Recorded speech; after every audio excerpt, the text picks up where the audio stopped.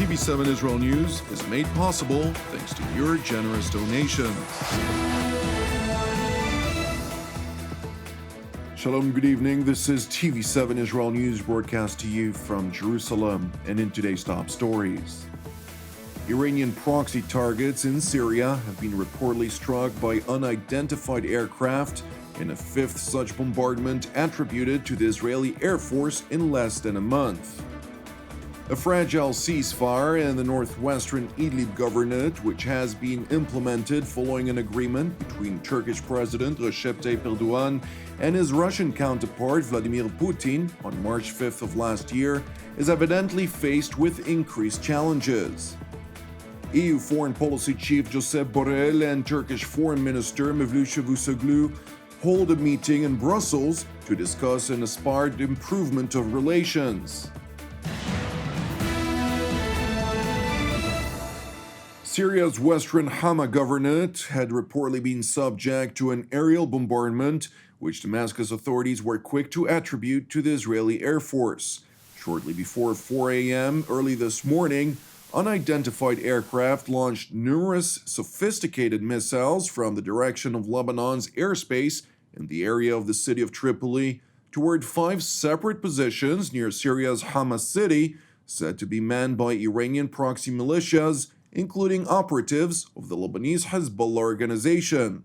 And while the Syrian army's aerial defense array was activated, local sources acknowledged that all of the targets were successfully destroyed. Separately, a tragedy occurred when a family of 4 were reportedly killed. According to the London-based Syrian Observatory for Human Rights, quote, shrapnel of missiles fired by regime air defenses in an attempt to intercept the alleged Israeli airstrikes hit the residential neighborhood of Kazu in the northwestern part of Hama city, which killed a family of 4 persons, a woman, her husband, and 2 children, and seriously injured an old man, a woman, and 2 other children. It is important to highlight that while Damascus remains convinced of Israel's responsibility for the bombardment, in light of its sophistication and the nature of the targets struck, the IDF spokesperson's unit did not confirm nor deny its involvement in response to TV7's request for comment. It is also worth mentioning that this was the 5th aerial strike in Syria in the last month that was attributed to Israel. Separately, in the past 48 hours alone, Russian and Syrian aircraft conducted over 45 aerial strikes against positions said to belong to the Islamic State.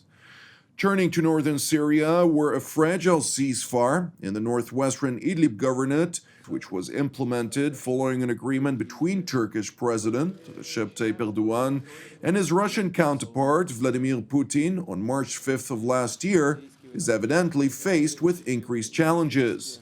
While the Turkish military maintains some 64 observation posts along a 30-kilometer or 19 miles buffer zone with approximately 10,000 troops and over 8,000 armored vehicles and tanks, Ankara's deterrence is evidently diminishing. In recent days, heavy clashes were reported between jihadist militants against regime forces, backed by Iranian proxy militias and Russian mercenaries, near the village of Al-Ruwayha, which overlooks the strategic M5 highway that connects between Damascus and Aleppo.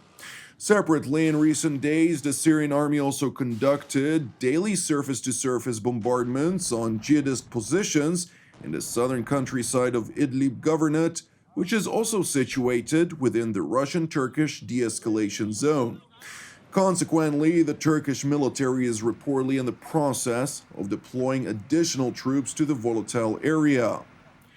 Turning to Brussels, where EU Foreign Policy Chief Josep Borrell held a joint press conference with visiting Turkish Foreign Minister Mevlut Cavusoglu ahead of a first meeting between the 2 top diplomats this year, voicing hope that their discussions would trigger a positive chain of events that may yield an improvement of relations between Ankara and Brussels after a previous, highly contentious year. 2020 yılı Türkiye-AB ilişkileri bakımından sorunlu bir yıl oldu.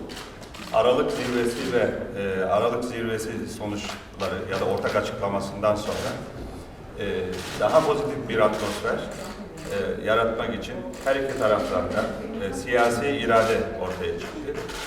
Ayrıca ilişkilerin daha sağlıklı gelişmesi bakımından da karşılıklı olumlu açıklamalar oldu. Recently, we have seen from both parts an improvement on the overall atmosphere and some important steps, and this meeting today is also an important step on the direction of looking for a mutual strategic interest, the development of a cooperative and reciprocal relationship anchored on common values and principles. Another good step is the announced resumption of direct exploratory talks between Turkey and Greece. Such efforts has to be maintained. Intentions and announcements need to be translated into actions. Alongside mentioned exploratory talks between Greece and Turkey, scheduled to be held in Istanbul on January the 25th, the top EU diplomat also mentioned an anticipated resumption of UN-led negotiations between EU member states Cyprus and Turkey, with a decades-old dispute persisting after the latter attained control of approximately a third of the eastern Mediterranean island after two separate military invasions in July and subsequently in August of 1974. Another important step is the efforts of the United Nations Secretary General Guterres for a resumption of the Cyprus settlement talks under United Nations auspices. We are fully committed to support a speedy resumption of those negotiations. Ankara has seemingly modified its foreign policy recently ahead of the transition of power in Washington in light of remarks made by US President Joe Biden during his pre-election campaign, referring to Turkey as a provocateur of regional tensions. This has apparently led Turkey to seek a rapprochement with the European Union, hoping this move would diminish anticipated pressures from the United States. Türkiye-AB ilişkilerinde pozitif bir atmosferin yaratılması elbette önemli. Ama bunun sürdürülebilir olabilmesi için somut adımlar atmamız gerekiyor. Ve bugün Sayın Josep Borrell'le daha önce başlattığımız süreçlerin takibini yapacağız. Göç mutabakatının güncellenmesi konusunda biz teklifimizi iletmiştik. Bunun detaylarını görüşeceğiz. Seeking to improve relations with the European Union will undoubtedly come at a cost. With wide-ranging disagreements on many regional fronts, the European Union is not going to shy away from its long-standing demands of Turkey vis-à-vis its military engagements in Libya, Syria, and in the southern Caucasus. We strongly wish to see a sustainable de-escalation in the eastern Mediterranean, but in the wider region also. And I'm sure that we could engage more in a substantive dialogue to strengthen the importance of the political processes related to regional conflicts, be it on Libya, in Syria, or Nagorno-Karabakh. Thank you for watching us. For more of TV7's productions and reports from Israel, including a variety of programs and editorials, I encourage you to visit our website at www.tv7israelnews.com.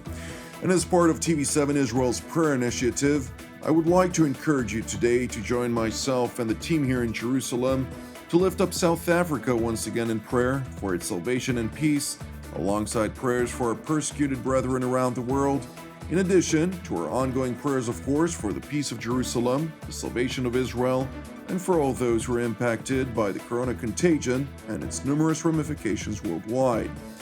Separately, I would like to thank all of you who partner with TV7 Israel. Your dedicated monthly support, both by means of prayer and finance, is of vital importance for our ongoing operations. I'm Jonathan Hassan, wishing you an Erev Tov and Shabbat Shalom, and we will see you again on Monday at the same time.